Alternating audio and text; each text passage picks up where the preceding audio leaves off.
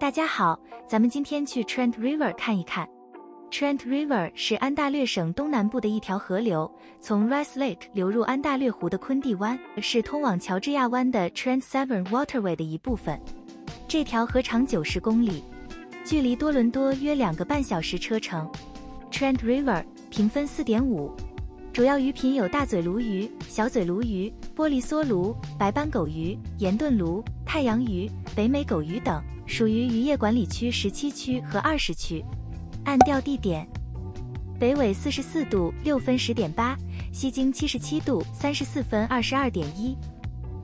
此钓点临近 Freshco 超市，附近有免费停车位。甩上几竿。如果你选择在此处岸钓，那么太阳鱼是现在最常见的。还需要注意的是，Trent River 的鱼品是真的丰富啊！这里可以钓鱼的地点我们之前介绍过了很多，无论是适合全家出游的平静水域，还是澎湃的水闸周边，总能给你各种惊喜。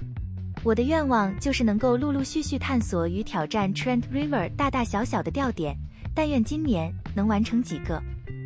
Trent River 属于渔业管理区17区和20区，常见的鱼品开放季节和数量要求，请参见上图。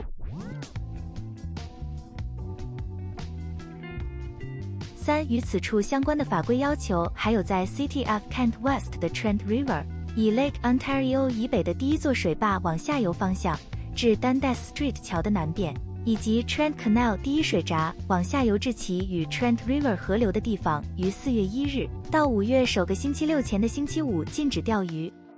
我建议你可以沿着岸边多找几处位置钓鱼试试看，桥下、礁石区。另外，有些岸钓的位置河水深一些，由于没有防护设备，所以如果你带小孩过来，请多加留意。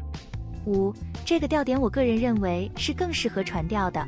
如果你选择来这里船钓，可以免费停车的下船口的位置就在这个钓点的东边，具体地址是北纬44度6分07.2，西经77度34分12.5。随着夏天的到来，渔季的开放，祝各位钓得开心，收获满满。咱们下次再聊。